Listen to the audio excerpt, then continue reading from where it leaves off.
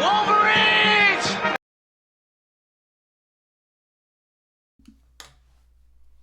Hey weirdos, welcome back to the Grizzly Grunt. John here. We are on part 2 of Shit Hits the Fan Weapons, what you should have in your arsenal. We're going to be talking about semi-automatic rifles tonight, okay? Semi-automatic rifles are inarguably one of the rifles you should have in your collection, your arsenal, whatever you want to call it. If something kicks off, Wolverines! For just to have.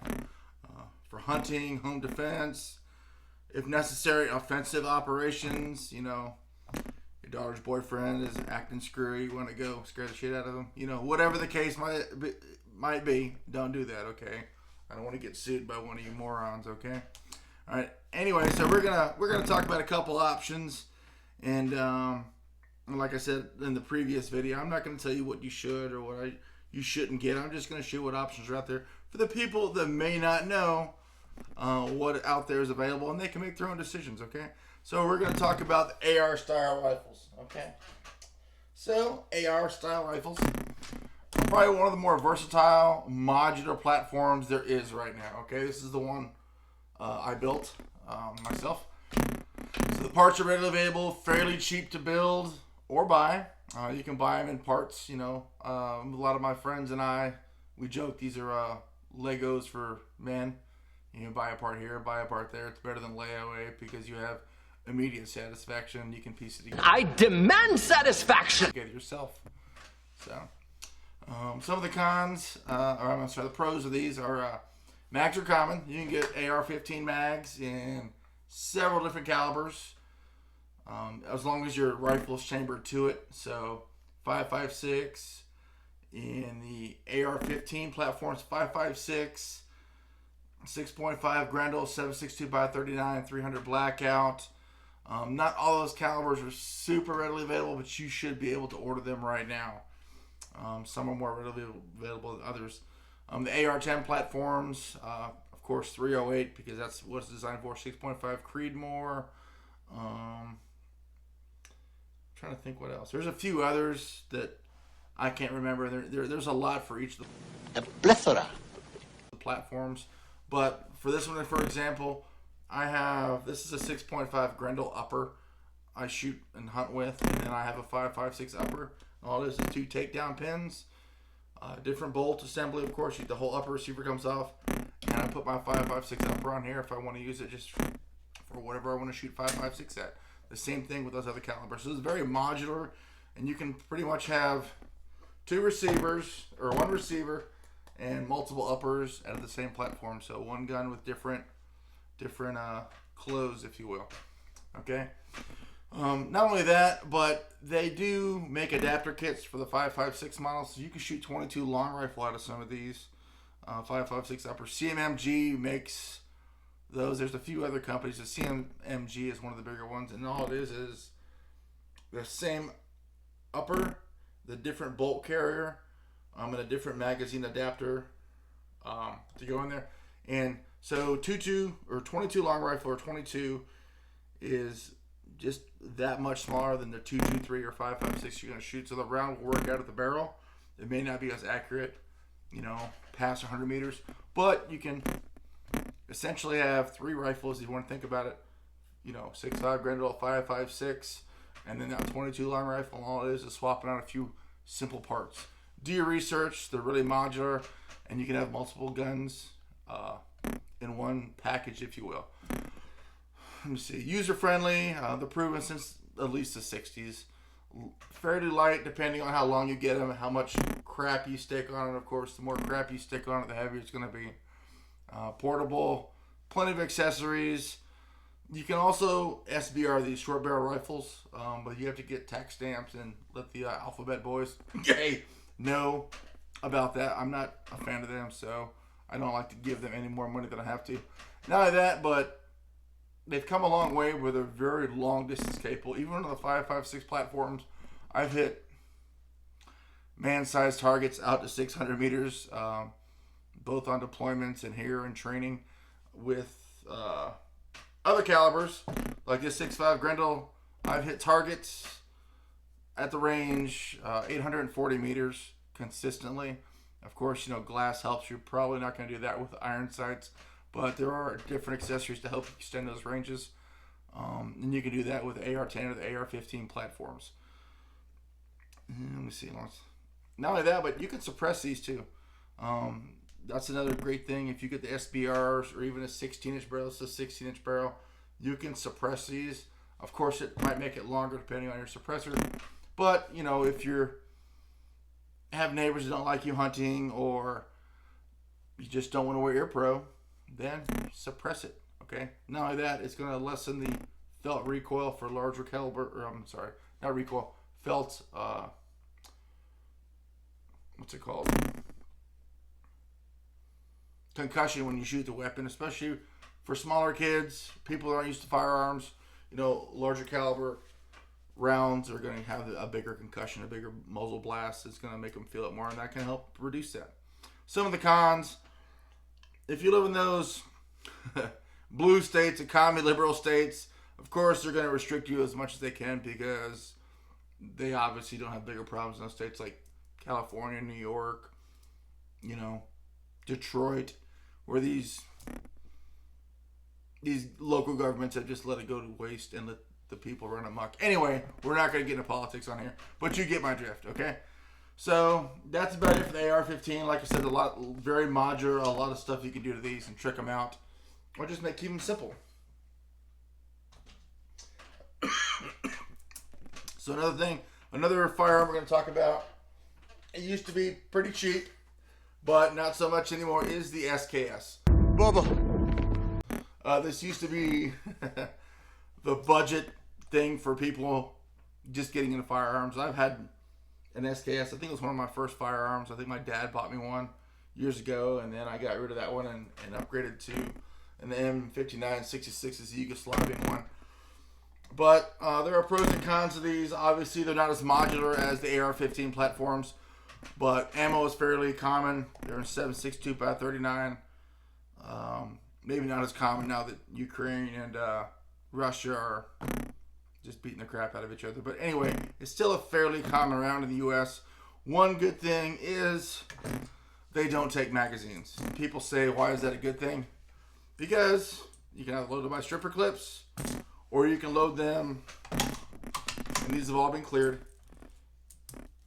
load them one at a time, because that's the internal magazine, like your regular hunting rifles would. Okay? And if you want to get fancy and get stripper clips like these, you can. My opinion, I like these better than the AK as far as accuracy goes, just because they have a longer barrel. The recoil isn't bad.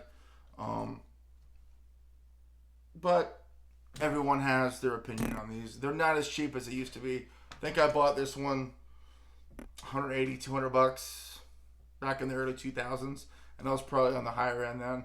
Now they're probably as expensive as an M4 or AR-15 style platform, but you can still find them, and they're very rugged, reliable. They've been in production since the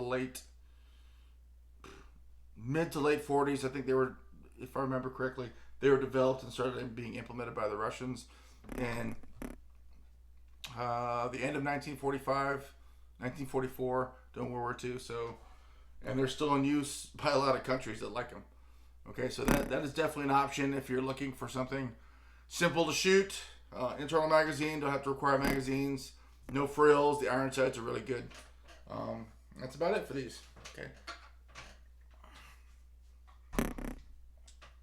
But of course, the cons for the SKS, limited ammo capacity, 10 rounds, unless you get those stupid duckbill platform magazines. Not many accessories like we talked about. Not as cheap as it used to be. Let me see what else. They are very user friendly though. That is one thing. They're very simple weapons. Okay.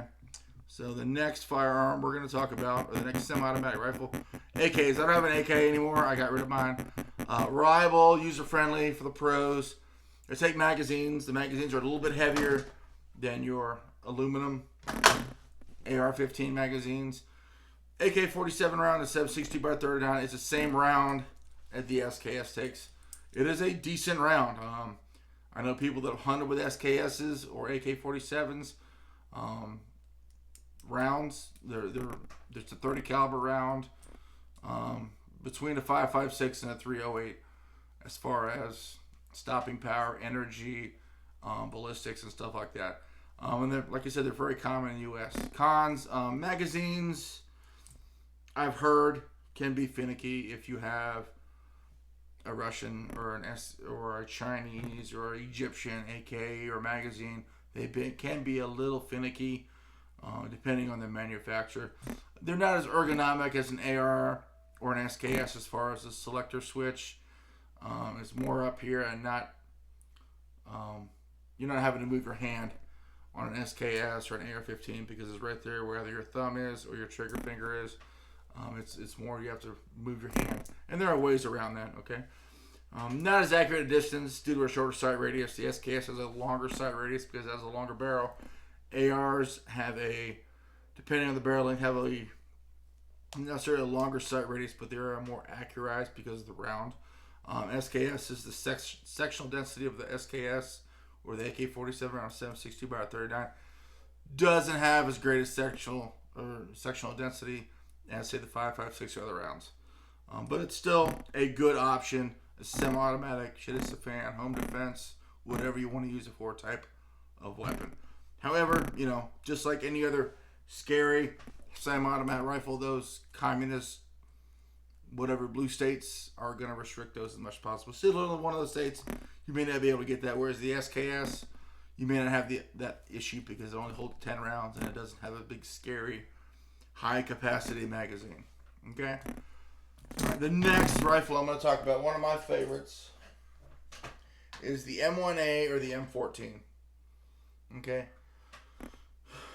Accurate,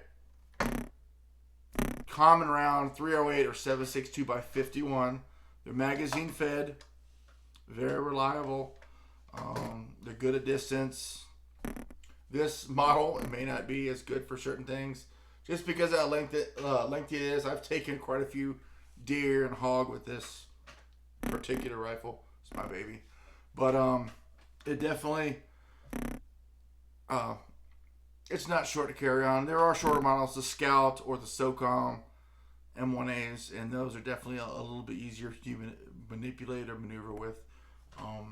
But overall, these are good weapons. Not only that, but I don't have it set up, but you can load them by stripper clips with the magazine in, or you can load them stripper clips to the magazine, just like you can with a M4 mag. You can load stripper clips through the magazine. With these, you can load them into the magazine via the weapon or the magazine by itself. So that is very nice. I don't have it set up like that. I have my scope mount on here that I took off and just never put the stripper clip guide in there. Now the cons, these are a bit slower to load or reload than an M4 AR-15 style magazine because you have to rock the magazine in. But that's just something with training that's going to take over. You get that muscle memory. If you do it well enough, you practice enough, you're going to be consistent with it. Okay. Now, these mags aren't as common as you would say AR-15 magazines. However, that just means you need to make sure that you keep these. But if they go down, they may not be as common as your AR-15 magazines. Full-length rifles, like we talked about, less compact. These are definitely more expensive than your AR-15 to build or buy. But it's an investment. Do you buy the cheapest running shoe, or do you buy a better running shoe knowing it's going to last longer? And that's one of those debates. Optics, you can get optics put on these. Like I said, this one has the base for the scope mount that screws on the side, so you can have it. However, when you put a scope on this in that setup, you're going to need a cheek riser to get that good line of sight. And there are options to put a rail here to have like a long eye relief scope, so you can get that same cheek weld. And my dad, he just put a holographic red dot sight on his that I gave him to put on here because it's a little easier as you get older to see a red dot sight, and it's actually a lot quicker for acquiring a target, daylight and even low light conditions versus trying to find iron sights in these. So there are definitely options, not as modular as your AR-15s, but they are still definitely a good option. So yeah.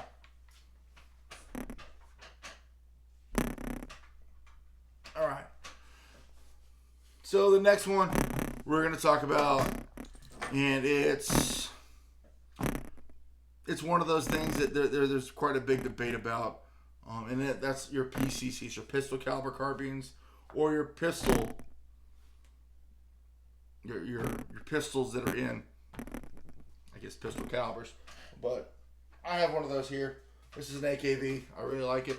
9mm. I don't have a magazine with me, but these take from PSA 35 round.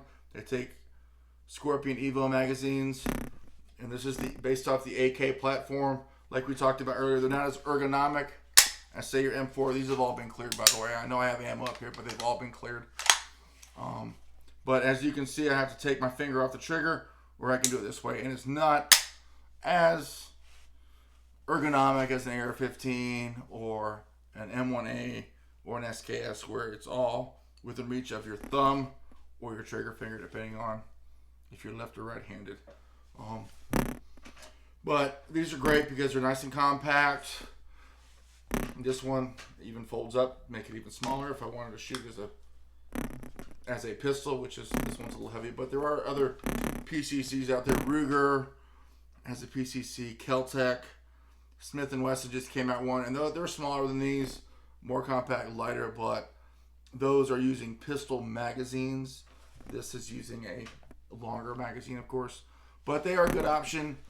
They may not have the penetrating power as a full-size rifle cartridge or a medium-sized cartridge like the 5.56 or the 7.62x39.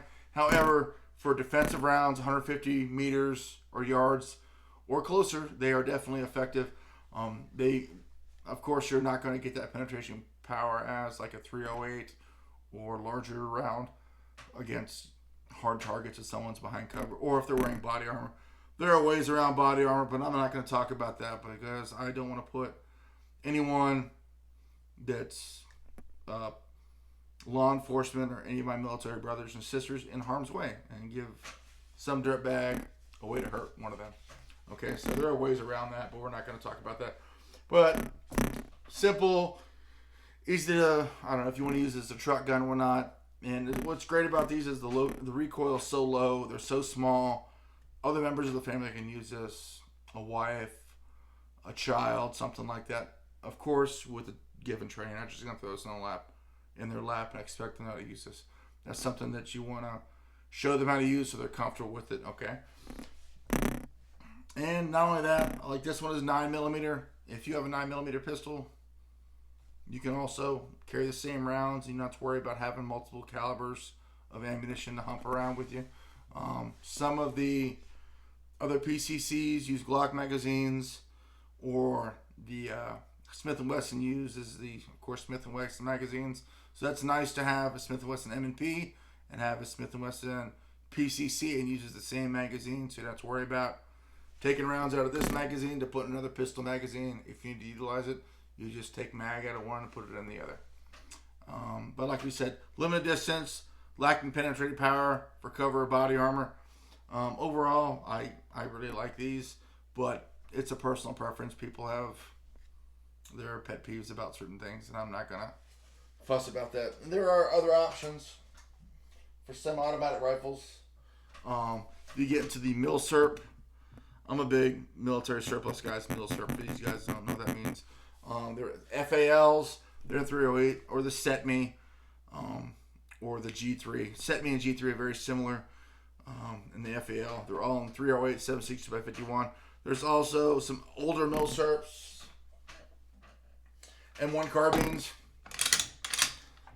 30 caliber. This is an intermediate round between a pistol and a rifle.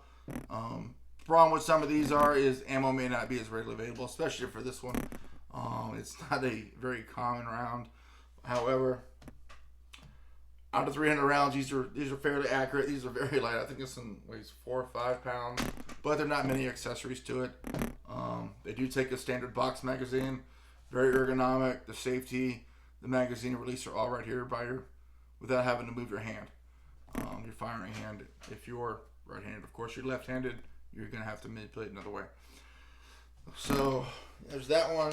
There's also Mini 14s and Mini 30s. Mini 14s are in 5.56. Mini 30s are in 7.62 by 39. The same round as your SKS or your AK-47. I've heard mixed things about it. I've never owned one. I have a friend of mine who has a Mini 30 and he loves it. It's short, compact, very similar in size to an M1 carbine.